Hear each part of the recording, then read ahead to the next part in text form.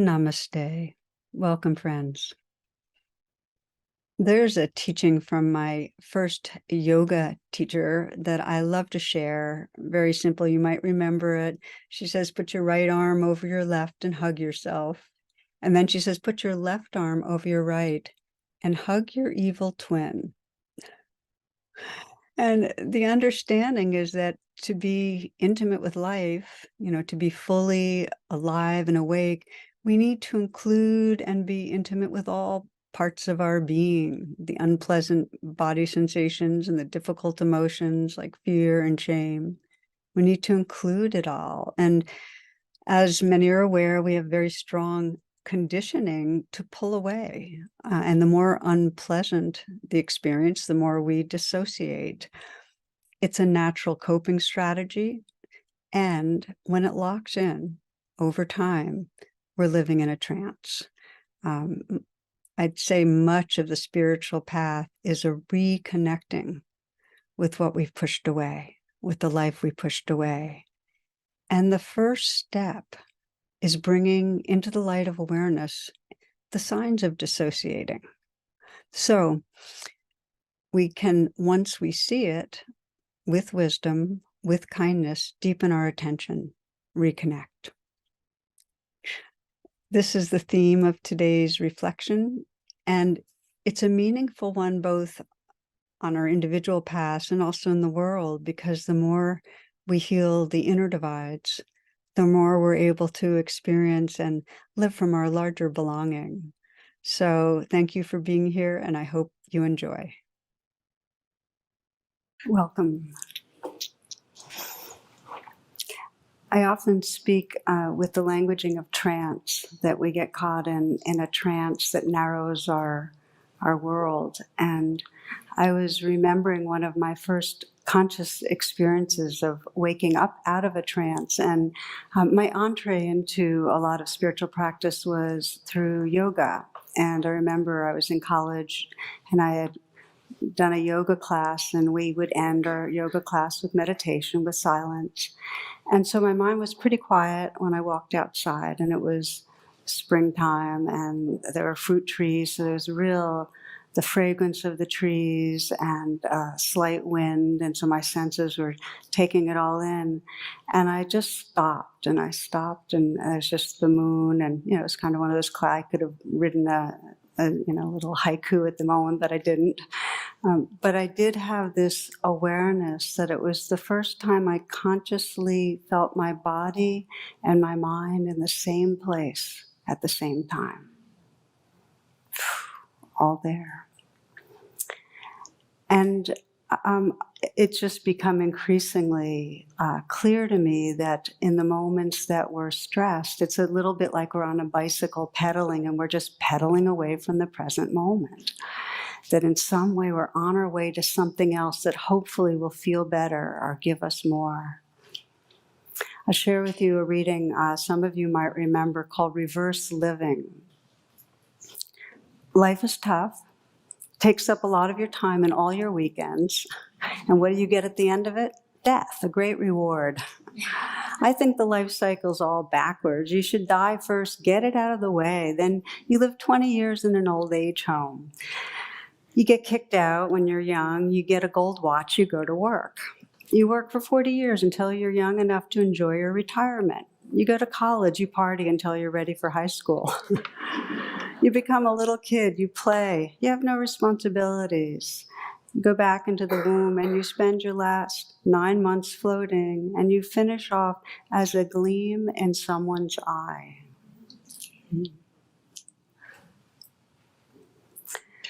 There's a magic that happens when we step out of time, this trance that we're on our way somewhere else.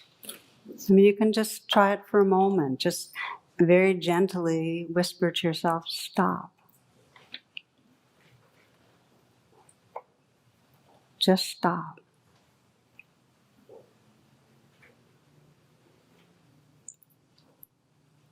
In some way realize there's nothing ahead. Just this.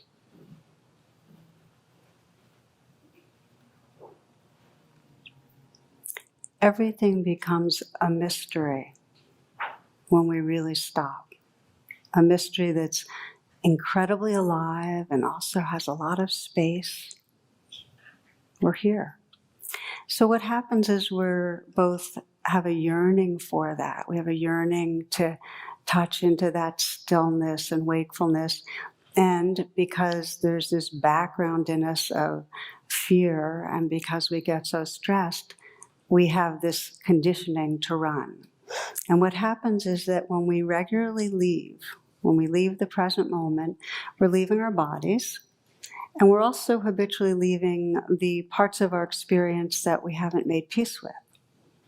So we'll explore this trance, the way we leave, some more in this class. And I'll begin with a classic Zen story that's one of my favorites, and if you've been around for a while, you'll remember it. It's a beautiful one to use as a template for reflection.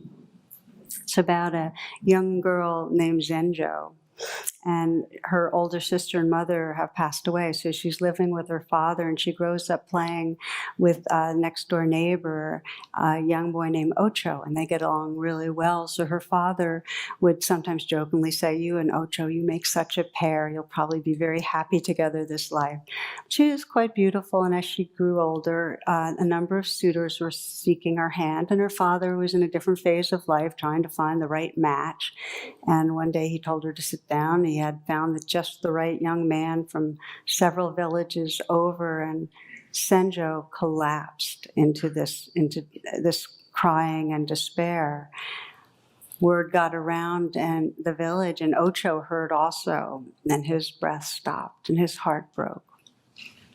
So that night, he packed a few things and went down to the river, and he took a small rowboat. He was going to leave forever. And he saw a shadowy figure running through the trees. And it was Senjo, who said, "I could feel you leaving, and I couldn't live without you." So they left together. And they went down the river some distance and got a plot of land and made a garden and had a family and were living their lives. One day, Ocho came to the breakfast table and found Senjo crying. And she basically confessed that she's missed her father and missed the town and just wasn't happy. And he said the same, that it was in him too.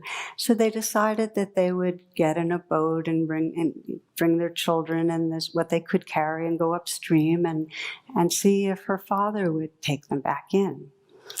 So they did that, and they arrived at the village around dusk and landed at a dock near Senjo's home. And Ocho decided he better go first to see if he could explain things. And he went to the door, and the father opened the door, and Senjo said, "Oh, Father, please forgive us, but I've come home, and I've brought your daughter back with 2 fine grandchildren. Please accept us, forgive us for running away." And he looked at cold eyes. He was astonished and angry. And he said, "I don't know what girl you're talking about. Since the night you ran away, my daughter has been homesick in bed and unable to speak." So he said, "Oh, no, Father, she's there. Look, she's at the boat." And he goes, "I'm not going down to any boat," but he sent the servant down. He said, "You go look and see what's in that boat." And the servant went, and sure enough, there was Senjo with 2 young children. And he came running back and said to the father, "She's there, and she's got your grandchildren, and she's on her way to the house." At which point the father shook his head no, and he went up to the bedroom where Senjo was lying and said, "Ocho's come back with another Senjo and your 2 children." And her eyes opened in a new way they had not for 5 years, and she stood as if walking in a dream and walked out the door where her father followed her, and down the road from the dock the other Senjo was approaching her with the 2 children. And they met, they embraced, and they became one. And then together with the father and Ocho became a full family, living and loving fully. So this is the classic Zen story, and it's a story of many levels, a story of broken hearts and grave choices and levels of exile. And it's also a very powerful story of what each of us in different ways experiences when we run into difficulty, whether it's in the womb or as young children or different times in our life. and it feels like too much. And some part of us leaves. We leave where the intensity is in our bodies and our hearts. We push it under, and we leave in our thoughts, and we leave in our behaviors. It's like that bicycle pedaling, and we just get away from what's too much to feel. So this process is often referred to as dissociation, and it's really a universal mechanism for pulling away from what's too much.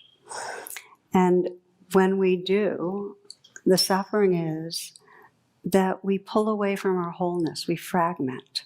We don't have contact with an integrated whole sense of being, and with our full intelligence, and with our full capacity for loving.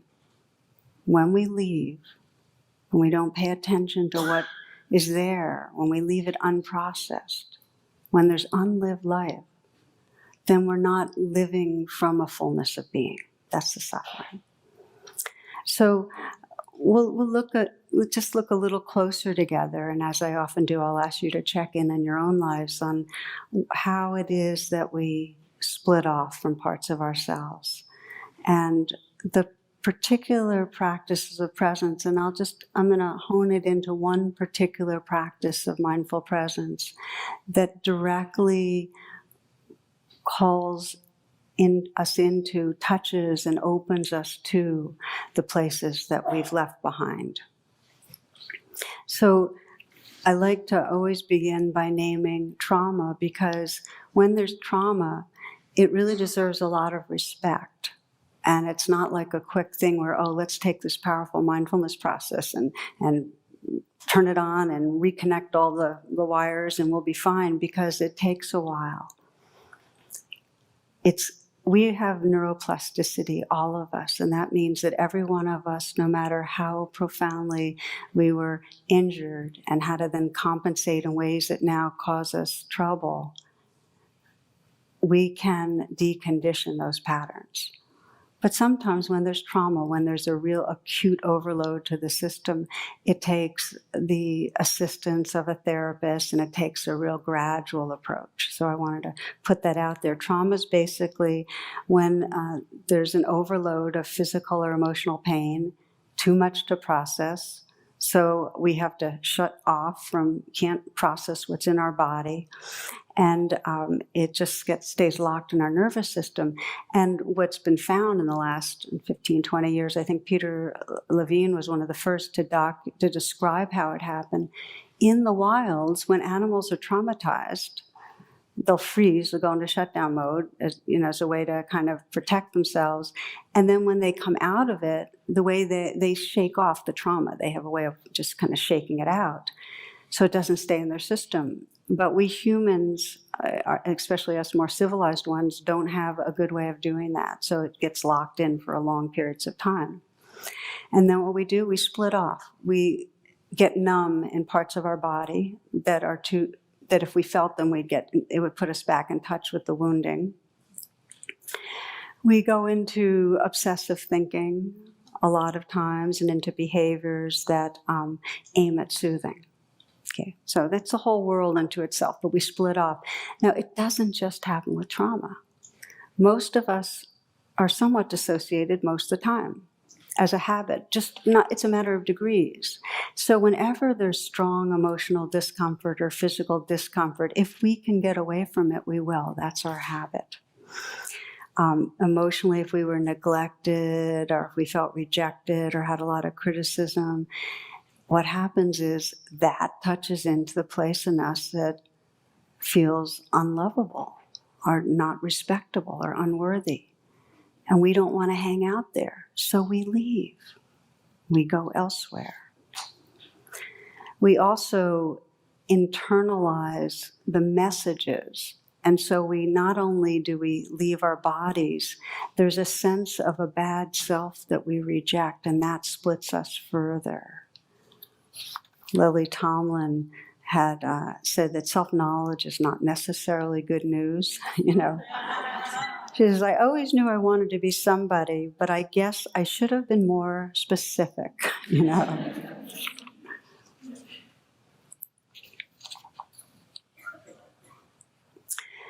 So one of the big domains where we split, where we fragment, we're no longer whole, is when we reject parts of ourselves.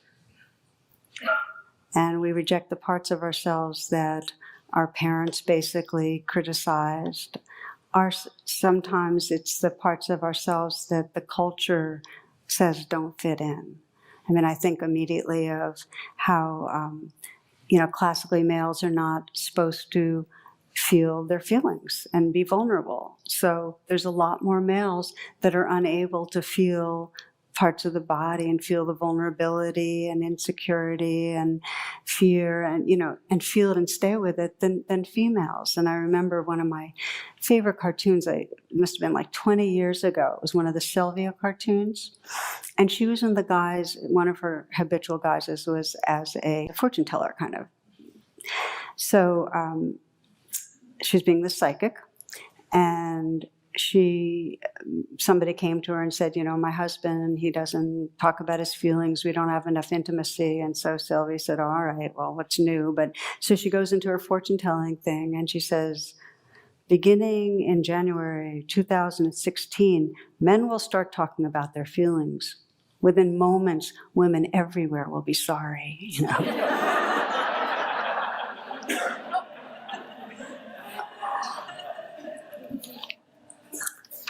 So it's fun, and we know that this culture, especially the dominant culture, has certain standards for what is good and what is successful and what appearance is the appearance to have. And if we don't fit in, there's the potential for that splitting off of a part of ourselves. Read you this. Am I gorgeous? My child asked, drawing the word out like pulled taffy. Yes, I say you are. The pink and teal dress is probably made of highly flammable material, some chemist's approximation of Tolan satin. Pudgy fingers decorated with pink polish and traces of sequins on the bodice. I love this. A giant pair of bubblegum pink wings flap slowly. Little feet dance in sparkly red slippers. I'm just like a real princess. Yes, I say, you are. The thick blonde hair, blue eyes, rosy cheeks, flawless skin. This child is the American epitome of beauty. This child, my son. He's 4 years old and prefers to wear dresses. Maybe it's a phase, maybe not. Even as I wonder how I produce such an angelic-looking creature, I wish he would put on some pants and go back to playing with toy tractors, not because it matters to me. It doesn't.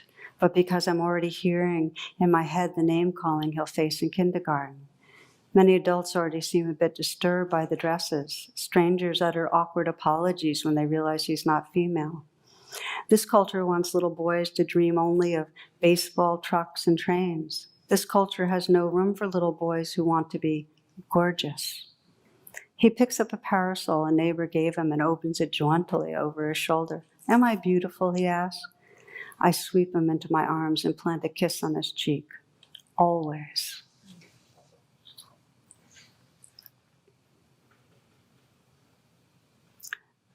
So we have to open to that, how many, suffer from the implicit biases in this culture and knowingly or not knowingly reject a part of themselves for not fitting in.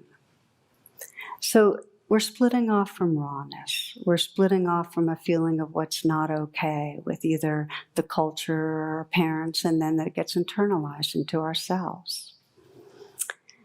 Now, the signs, how do we know? How do we know when we've been fragmented in some way? And I mentioned before, one of the signs is obsessive addictive thinking. When we're just constantly thinking, that means we're in some way racing away from our body. We just don't want to be here. It's like that reverse living thing. We're just like tumbling into the future. Obsessive thinking, limiting beliefs that are fear-driven, where our mind is spinning, trying to soothe, trying to comfort. I read something Eckhart Tolle wrote about two ducks when they get in a fight. It says they'll it never lasts long, their fights. Then they separate and they float off into opposite directions. And each duck, much like other animals in the wild, will flap its wings vigorously. It's like a few times. It's just releasing all the surplus energy from the fight. And after they do that, they float on peacefully as if nothing ever happened. Whereas when if a duck had a human mind, think of it that way, it would float off and be making up all these stories. It would probably be, I can't believe he came within 5 inches of me. He thinks he owns his pond. He has no consideration for my private space. I'll never trust him again. Next time he'll try something just to annoy me. I'm sure he's plotting something right now. I'm not going to stand for this.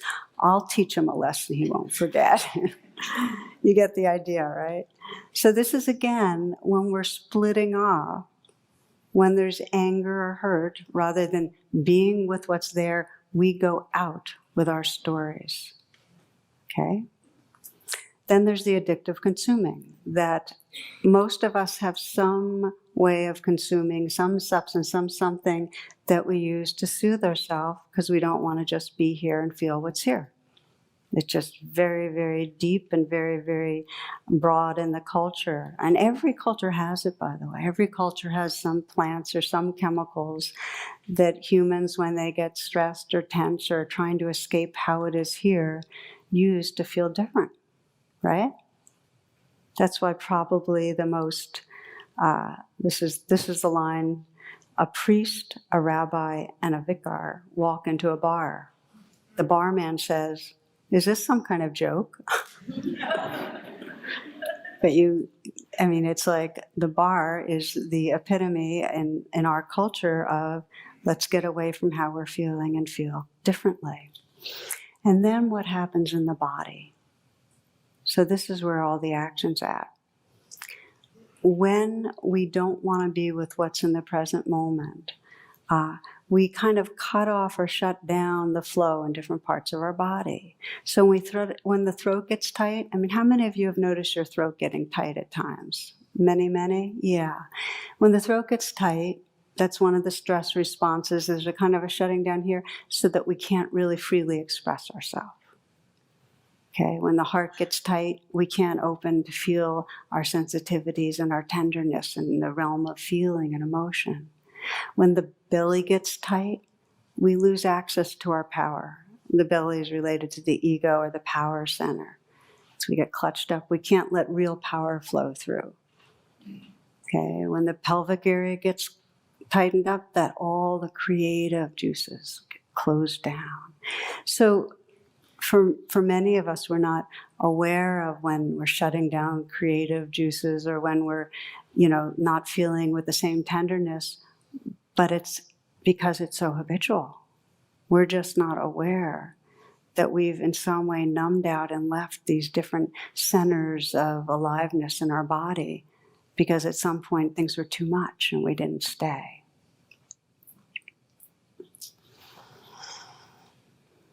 So the reason I find that Senjo story really instructive is because, like Senjo, we all hit times where there's some loss or some hurt or something that feels like too much, and it's a very exaggerated illustration that a part of her, it was too much and she just shut down and part of her died. It was like that depression that we lose hope.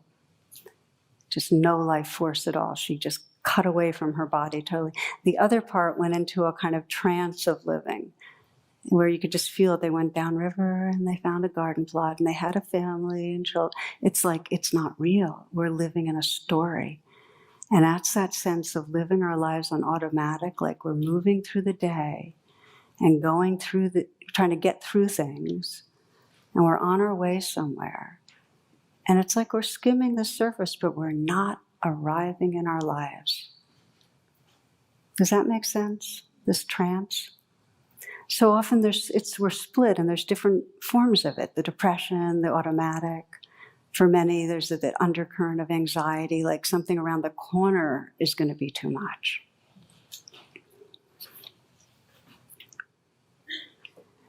So for many of us, we've cut off from the body and then it takes shape in our behaviors. and it gets played out. And it might be the behavior like Senjo when she's shut down, where we completely withdraw. It might be that we're going through the motions. And for others, the behaviors are more the kind of defensiveness, where we're protecting ourselves from others in a kind of having to justify. Now, for others, it's aggressive, and sometimes it's really dramatic, and sometimes it's more of a kind of a just in some way trying to prove something. But in a deep way, our body lets us know. That's the deepest way, our body, that the flows have stopped. This is author and psychotherapist Alice Miller. She says there's no way to avoid what's in the body. If we don't pay attention to it, we'll suffer the consequences. And I'm going to read you, I think, a paragraph she wrote that I think is so powerful. The truth about our childhood is stored up in our body, and although we can repress it, we can never alter it. Our intellect can be deceived, our feelings manipulated, and conceptions confused, and our body tricked with medication. But someday, our body will present its bill, for it is as incorruptible as a child, who, still whole in spirit, will accept no compromises or excuses, and it will not stop tormenting us until we stop evading the truth.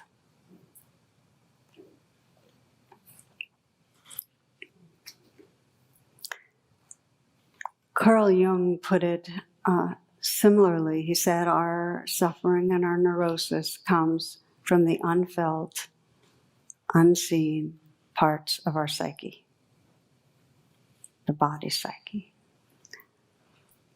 So in order to reconnect, usually there is some awareness of the suffering of what's going on. Our body's acting up. We kind of get it.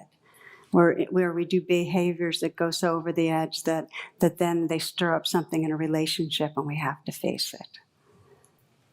But there's some amount of suffering that lets us know, like Senjo's tears at the breakfast table, that we have split off from a part of ourselves and it's time to reintegrate. It's time to come back into wholeness. So there's an attitude that we begin with, and it's never too late to say, okay, I really want to turn towards and re-embrace. And the attitude is really one of sincerity, that we're willing to have the courage, the greatness of heart, to be with what we weren't with before. Some of you might remember that the great inquiry that this real wise sage put out. He said, just ask yourself, what am I unwilling to feel? It's so simple. What am I unwilling to feel? When I ask myself that in any moment, like right this moment, what am I unwilling to feel? It brings my attention right to the places of vulnerability, our tenderness, that in some way aren't so safe or comfortable. They're more edgy. What am I unwilling to feel? Elizabeth Lesser has a prayer I love. She says, this is my prayer to God every day. Remove the veils so I might see what is really happening here, and not be intoxicated by my stories and my fear.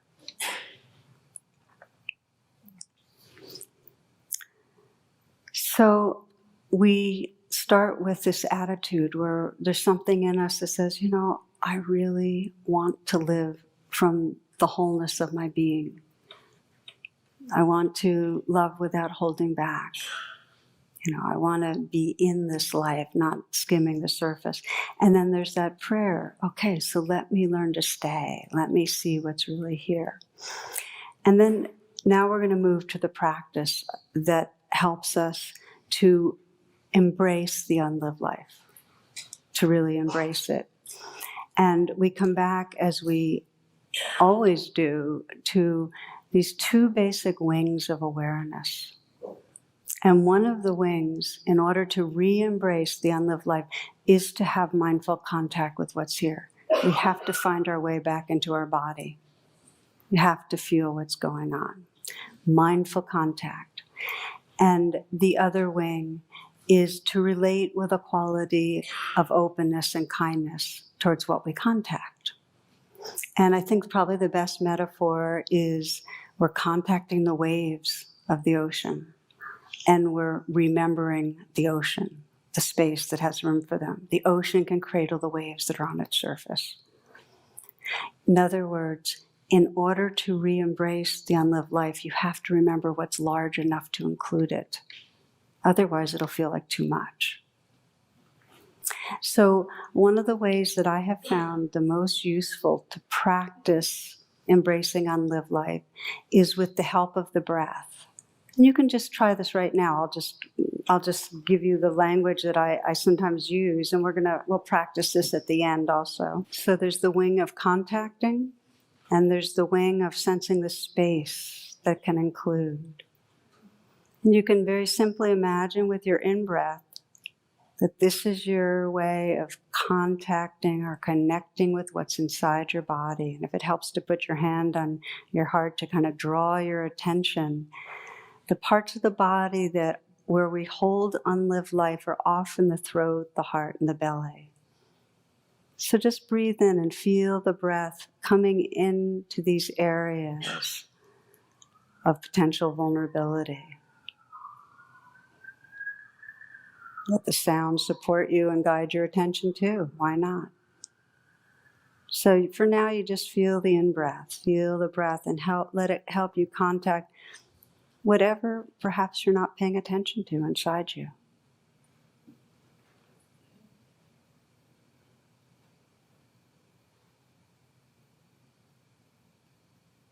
So the in-breath is to help you get into your body and to feel that you're contacting directly the waves of experience inside you. And the out-breath is like you're surrendering that wave into the larger ocean. You're letting it go into the space around you. So whatever you feel with the in-breath, sense with the out-breath that it can float or be delivered into or surrendered into the space around you, the whole ocean of experience.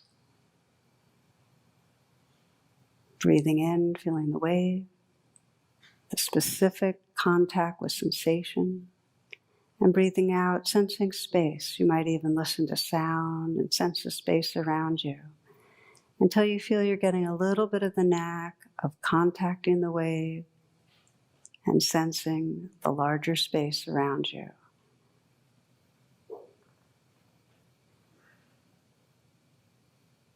We're going to go back to this in a bit for a little bit more practice, but I'll just speak a little more about this. So let's say you're approaching an interview or a presentation or a social situation that evokes fear. And let's say you're the fear of failure, FOF, that we talked about the other day. Remember the two little furry Muppets of fear, the FOF and FOMO? I don't know if you remember that. For those who were here, fear of missing out and fear of failure. And then Jonathan added phobi, which is the fear of being included, which is another version. So we got all these versions of fear. So let's say a version of fear is coming up in you, okay? And so it's your habit to have anxiety when you're approaching things, and then to have it kind of cut off with obsessive thinking, and or maybe what you do with it is overeat, or maybe you get irritable with others and you tense your body. But there's a chain reaction, and let's say you want to use this, and instead of leaving and dissociating in that chain, you want to learn to stay, okay? So you begin when you've gotten triggered by some stimulus. You've thought, oh yeah, I've got to make that presentation, or oh yeah, that party on Saturday. And when it comes up in your mind, the first thing always is pause. The pause is the beginning of any intervention of mindfulness. If you want to change your patterning, if you want to undo something that's trapping you in trance, you pause. And then you might even ask yourself, what am I unwilling to feel? Okay? And then you begin breathing in directly to where that fear lives. And you really pay attention. And it helps if you get interested in something and you just says, I just want to feel it. It's okay. Like really, you have to kind of coach yourself a little to really feel it. And you do that until you feel you're in touch. You breathe, you concentrate on the in-breath. You're still breathing out, but you concentrate on the in-breath until you really feel you're, okay, I'm feeling this in my body. And then you begin to sense with the breathing out that I'm feeling it and I can let it be held in something larger. There's more. You see, there's two truths. There's the truth of the wave that's happening here. But that truth is it's also made of water, made of this ocean of awareness. There's more. And you have to remember the larger belonging too. So you begin to emphasize the out-breath. Now for some people, the best way to contact the space of the out-breath is to literally imagine space around you. And listening to sound will help you.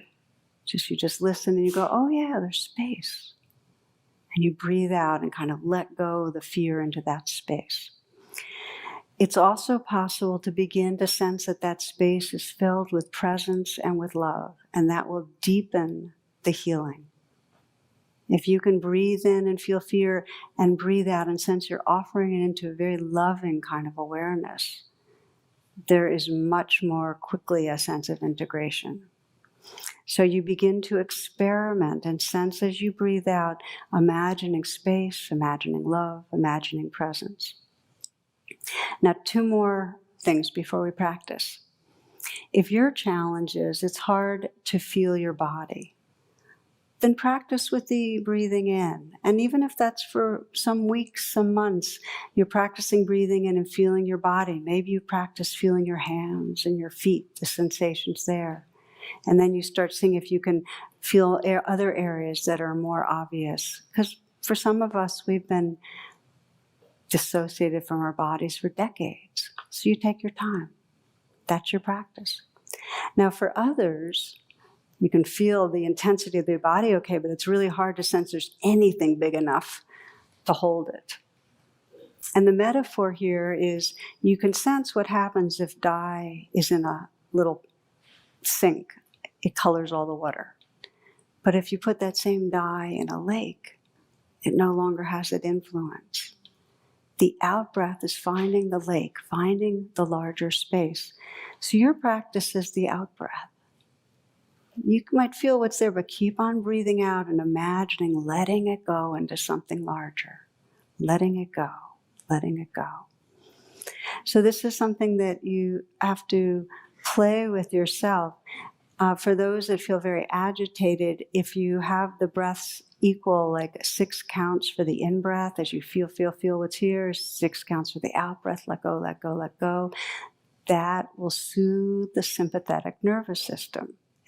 That's what happens with pranayama, with a 6-count breath. So that's just another piece. I'm putting out a lot right now, and you have to practice this at your own pace.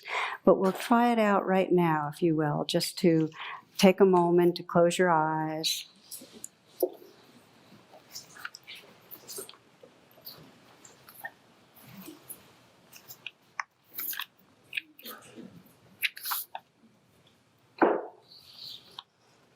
And you begin with attitude, that we're going to explore paying attention to what we habitually don't pay attention to. And so just sense that sincere place in you that wants to wake up from trance, that wants your body and mind to be in the same place at the same time, and that has a willingness to explore the life that's here. And to encourage that, I'll read you a little poem by the poet Dana Faulds. It's called Allow. There is no controlling life. Try corralling a lightning bolt containing a tornado. Dam a stream and it will create a new channel. Resist and the tide will sweep you off your feet. Allow, and grace will carry you to a higher ground. The only safety lies in letting it all in, the wild and the weak, fear, fantasies, failures, and successes. When loss rips off the doors of the heart or sadness veils your vision with despair, practice becomes simply bearing the truth. In the choice to let go of your known way of being, the whole world is revealed to your new eyes.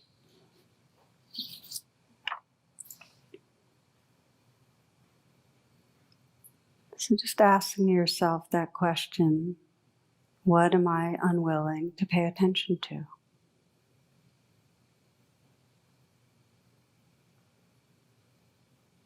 And there may be a story of something going on in your life right now, or you may simply notice in your body right now places that feel uncomfortable, unpleasant. You might find that you feel numb. You might find that there's really nothing that you're unwilling to pay attention to. Whatever is here that's predominant, that comes into your awareness, just begin breathing with that. You may scan gently the throat, the chest, the belly, and see where there's vulnerability there. And as we've been exploring, let the breath guide you. Just for now, see how that works for you. Breathing in slowly and letting the breath help you find your way right to where the vulnerability is, right into the core of the vulnerability. And with the out breath, a slow out breath, sense that you could really release whatever's here into the vastness of the space around you, letting go. Slow in breath, contacting perhaps in the heart area or wherever you feel vulnerability, right into the center, in the core. And breathing out, hearing the sounds around you, letting go into the vast space, the sea of awareness. Breathing in, willing to feel what's here, contacting, letting yourself be touched by what's here. And breathing out, sensing that you can surrender it into a loving presence, that there's something intrinsically benevolent in your own awakened awareness. Breathing in and touching what's here, the very core of it. And breathing out and sensing the space inside that vulnerability and around it that's intrinsically tender, vast, has room. Breathing in, feeling and touching right into the essence of vulnerability.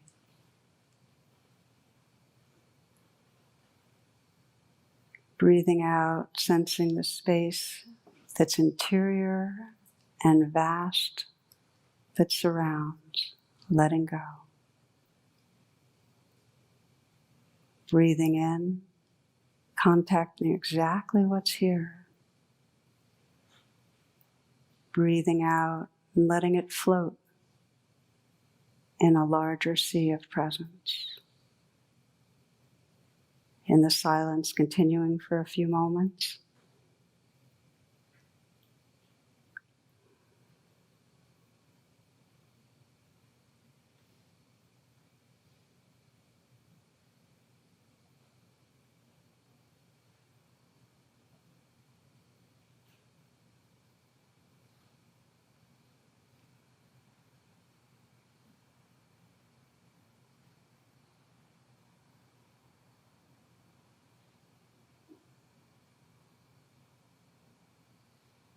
And then letting go of the elongated breath and just sense whatever has been difficult as a wave of experience that's floating in a tender space of awareness.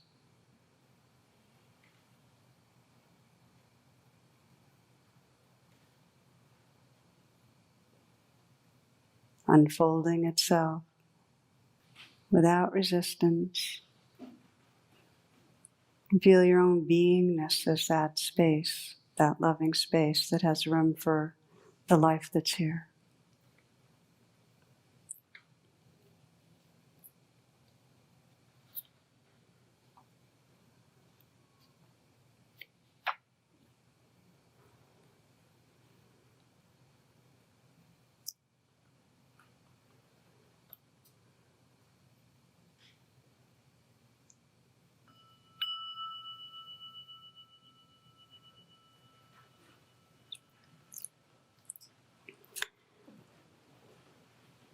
Now, when we begin more and more to wake up from this trance and embrace the unlived life within us, become more whole, we start living from that wholeness.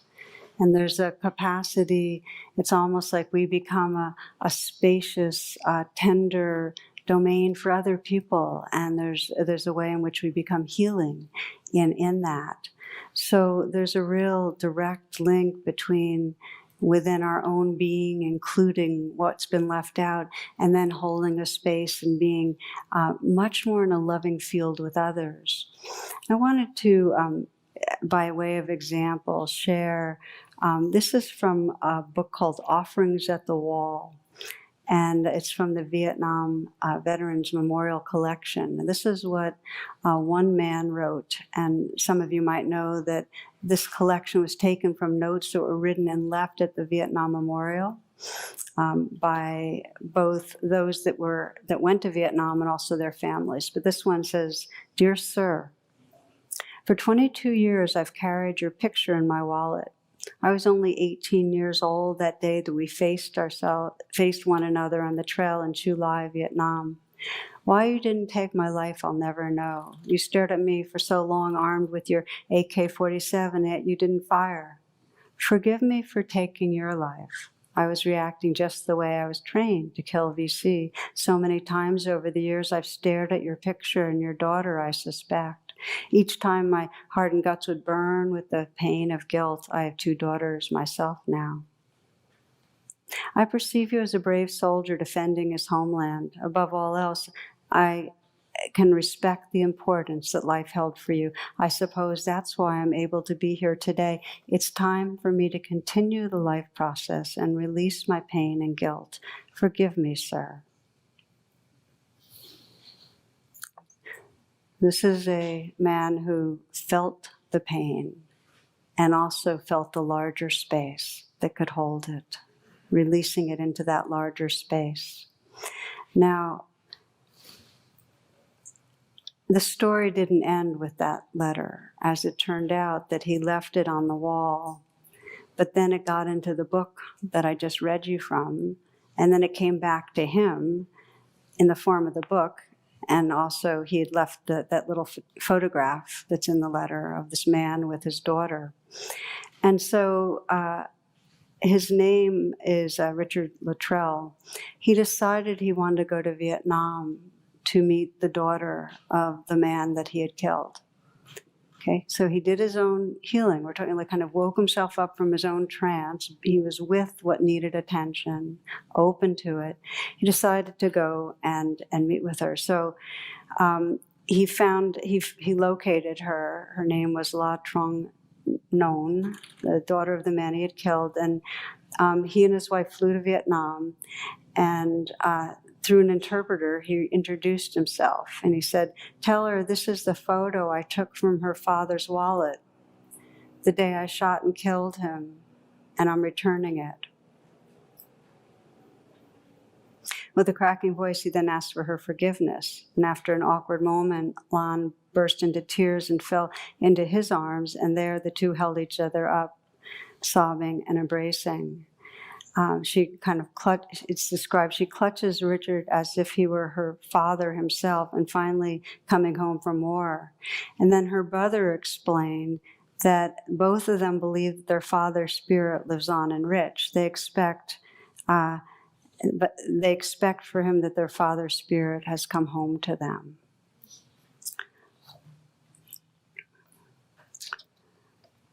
So I wanted to share this because I heard this story years ago, and then I heard the follow-up piece actually just a few years ago. And it, to me, was such a beautiful example of how this inner work of embracing what we have, the unlived life, and really becoming more integrated and whole, naturally ripples out. It can't not ripple out. When you are no longer blocking off a part of your body, it's like that love and that creativity and that natural intelligence is able to flow freely and open up a space of loving presence with others. So trance, just as a way of closing, we're going to close with a very, very short little meditation, but just to say that trance means we're cut off from the whole. It's any moment that we've really kind of pedaled away from the present moment. And if it's a stressful moment when we're locked into our minds and reactivity, we're basically living from the less evolved parts of our being, and we're cut off from our awakened heart. So the pathway home, recontact the life that's here and remember the space that can hold it over and over. So let's just once again, just to kind of enter into that field again together. I'd like to invite you. You'll find that if you do this a lot, it becomes more and more natural and easy. To just in the same way, ask yourself, well, what am I unwilling to pay attention to in this moment?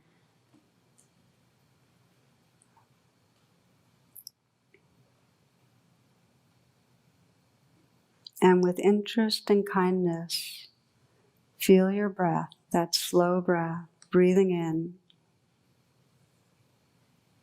contacting the life that's here. And breathing out, hearing the sounds around you and the space that's here, and letting go.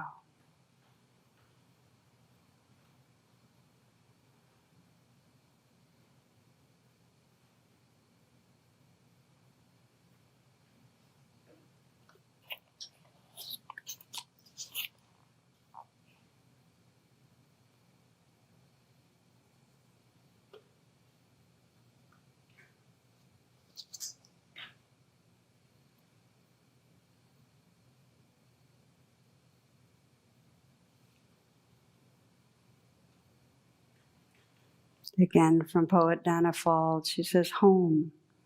You've sought it everywhere, but you're already there. Home, the flowing river of the heart, love holding you in close embrace. It's not a place, but a state of being, grace received and offered back. Home, the taste of truth and refuge.